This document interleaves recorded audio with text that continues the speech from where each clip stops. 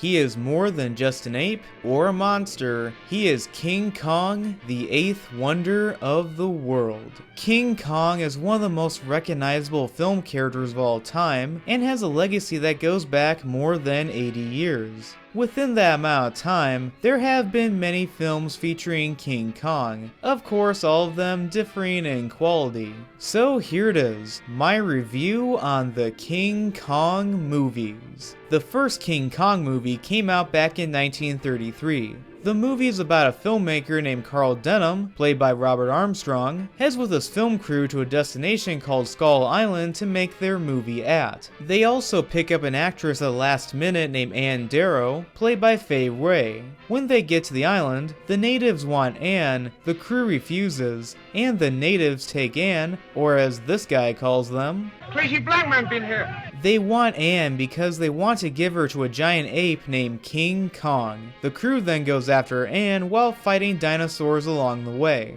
King Kong is one of the best old school special effects movies of all time. There are many stop motion wonders by the talented Willis O'Brien. King Kong is definitely the highlight of them all. I like how he sort of looks like an ape, but comes off as more of his own design. Speaking of stop motion, there was this infamous spider pit sequence that featured men who survived the fall in this scene being attacked by a bunch of creatures. It was cut because the producers thought it slowed the movie down, and it's sadly forever lost. But luckily, Peter Jackson and his team recreated that scene with stop motion. It's awesome, and it can be seen on both the DVD and Blu-ray copies. Back to the story, it's very similar to another movie called The Lost World that came out a decade before. Both feature people going to an island filled with dinosaurs, both interact with an ape-like creature, and both bring back a native of the island to a city where it later causes a rampage. In fact, Willis O'Brien also did the stop motion effects for that one as well.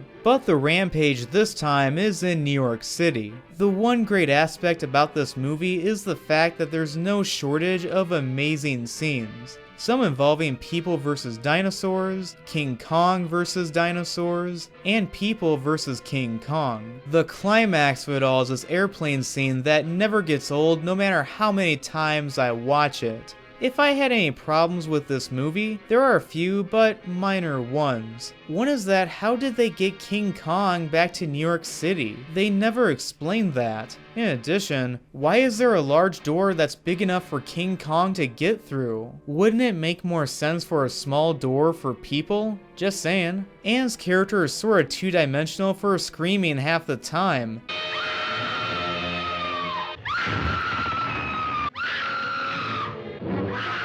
Without a doubt, a classic. I give the original King Kong from 1933 3.5 stars out of 4. Next was Son of Kong. The story continues when Carl Denham wants to fix his reputation for letting King Kong run a rampage in New York City. He goes back to Skull Island to try to find some treasure, and finds out that King Kong has a son. He's smaller, but more friendly, and works with him and his protege Hilda, played by Helen Mack. This movie's main problem is the fact that it's very unbalanced with being very serious, but having campy moments at the same time. Not to say that there isn't any parts I thought were funny like this line. We must be in Russia. Here comes the committee of the workers. I also burst out laughing when Son of Kong messes with this gun. Another problem is the fact that it takes way too long to finally get to the island, and we endure a subplot when Hilda is trying to avenge her father's death, this double-crossing murderer, and these monkeys performing? Well, it's still better than the Black Eyed Peas. I know I haven't spent that much time talking about this one, but does it deserve a 5.8 out of 10 on IMDb? Not really. I give Son of Kong 2.5 stars out of 4. Fast forwarding to the 1960s and across to the Pacific, Toho Studios decided they want to try to take a shot of a solo King Kong movie with King Kong Escapes. It's also interesting that Rankin and Bass also produced this. Yes, the same Rankin and Bass that made those Christmas classics. In this one, a group of people find an island and discover King Kong. King Kong takes interest in a blonde crew member named Susan, played by Linda Miller. There's also a subplot involving an evil group of people making a robot Kong to dig up a precious mineral called Element X. Well, not really if all they need to do most of the time was drop bombs. Their leader is Doctor Who. I'm not kidding, that is his real name. Obtain Element X, Doctor Who, and you succeed. It's even spelled the same way too. King Kong Escapes is a very mediocre and forgettable movie. The King Kong suit looks super cheap and looks far worse than he did in King Kong vs. Godzilla. Another is the dubbing, especially with Doctor Who. I took his drawings, and my genius translated them into a robot Kong. That dubbing is more messed up than his teeth. Then there are just odd things like this guy who's on the island, but is useless besides getting shot by the villain. Another is this guy's reaction. But I'm Commander Carl Nelson, captain of the UN Submarine Explorer. Ooh, yes. I also didn't care for Susan because she sounds like a mixture of being annoying and sleep-inducing at the same time. Tom, please, don't shake the ship. I sleep and I eat on this ship. Yet another passable King Kong movie. I give King Kong Escapes 2 stars out of 4. In the next decade, King Kong would be remade. In this Sleuth remake, a crew sets out to find an island to try to find oil on it. They are told by a stowaway, played by Jeff Bridges, that the island is inhabited by a creature that he wants to study, and they come across a drifter in a lifeboat, played by Jessica Lange. This movie has about the same IMDb rating as Son of Kong, and unlike Son of Kong, this one is a bit more accurate. This King Kong movie is not very good at all. First is the fact that it's very dull, boring, and has none of the thrills that the original had. I mean, why are there no dinosaurs in this movie? Some would say that there was that giant snake, but where were any of the other dinosaurs like in the original? The second thing is the fact that there's a lot of outdated things that were relevant back in the 70s, but not anymore. There's a national energy crisis which demands that we all rise above our private selfish interests. I'm a Libra. What sign are you? Listen, my horoscope says that. Come on, shut up. I think my biggest problem with this movie is that all the big moments from the original are done here in a very anticlimactic way. Remember when King Kong breaks through the wall and fights the villagers and they try to stop him? In this one, he breaks through the wall and falls into a trap and gets knocked out. Remember how he struggled with breaking those chains and it was uneasy when it was happening? In this one, he just easily breaks his restraints. Remember how much of a spectacle it was to see King Kong fighting planes? In this one, he just gets shot down like a lamb to the slaughter. So basically, all these scenes are textbook definitions of anticlimactic. If I had anything positive to say, it's that the production is good, the soundtrack isn't half bad, and Jessica Lange is good eye candy, but this is one that they just got very wrong. I give the 1970s remake of King Kong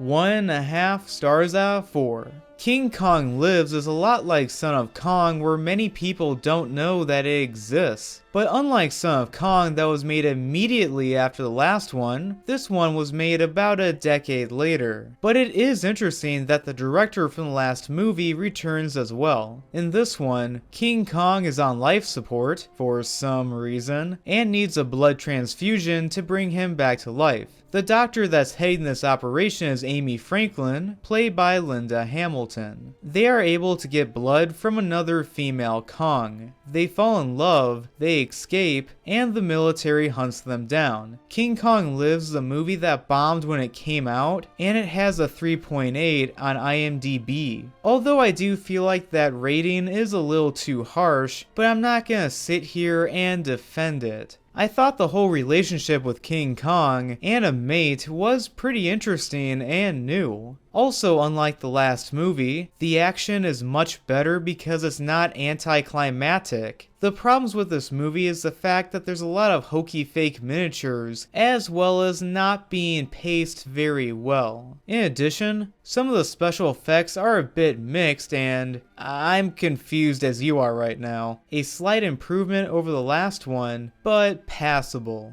I give King Kong Lives 2 stars out of 4. By the 1990s, there was interest in remaking King Kong again. The director this time would be Peter Jackson, but there were 2 reasons why it was delayed. First was the fact that many giant monster movie remakes were out during that time, and Universal Studios didn't want to make it look like they were following a trend. The other was the fact that Peter Jackson signed up to direct the Lord of the Rings trilogy in the early 2000s. After the third one made a ton of money and won Best Picture, he had a ton of leverage for remaking King Kong. Set during the 1930s like in the original, Carl Denham, played this time by Jack Black, is trying to convince producers to fund an expedition to film his next movie at. He is joined by a writer named Jack Driscoll, played by Adrian Brody, an actor named Bruce Baxter, played by Kyle Chandler, and an actress named Ann Darrow, played this time by Naomi Watts. When they get to the island, the natives capture Anne and give her to King Kong. King Kong, or at the time it was called Peter Jackson's King Kong, is a movie that is as great as I remembered it when it first came out. I don't know why people in recent years have bashed this movie, but less about them and more about this movie. There are things that this movie did better at than the original did. The main thing is that the characters are much better developed. The best example of this is Anne. She has much more of a backstory when it comes to having talent. This comes back later for her bonding with King Kong. It's also interesting that she really stands her ground against King Kong, and she isn't screaming half the time. I found the character of Bruce Baxter to be really funny, and how he has a good sense of humor.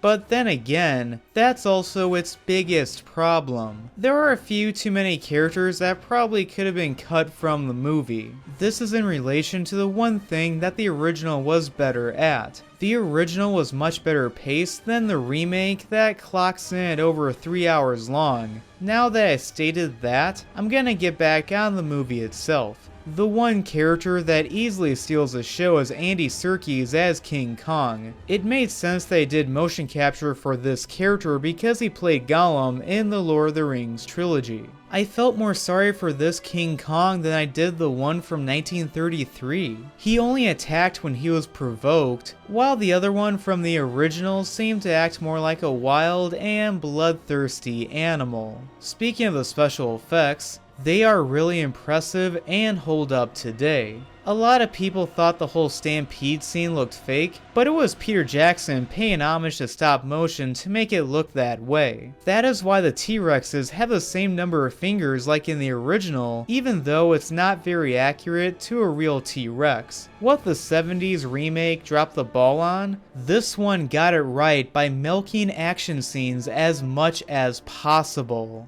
The best of all of these is the T-Rex fight scene. Although the original was more realistic in how animals fight and was more graphic, 3 T-Rexes are still better than 1, and it's one of my favorite action scenes of all time. I also love how the deleted spider pit scene from the original is also in this one as well. It's scary, but hopeless for the characters to make it out alive. The climax is far more intense with King Kong fighting more planes, as well as Anne being in danger at the same time. Before I wrap it up, I want to state a few things. I never understood why the cutting frames effect was used in this movie. Hell, I don't even understand why it keeps popping up in movies still. With Jack Black as Carl Denham, he did a good job of playing the stereotypical big ego director, but I felt like he was cast in the movie because he was a popular actor at the time and he would appeal to the younger demographic. But in relation to that, I love this guy's question. Will there be boobies?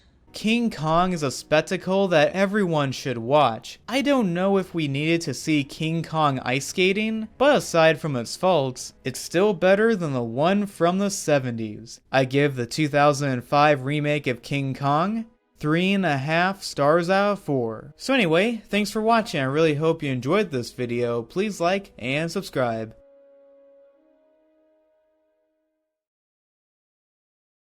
If I did not know any better, I would assume that this was the weirdest looking set of a porno.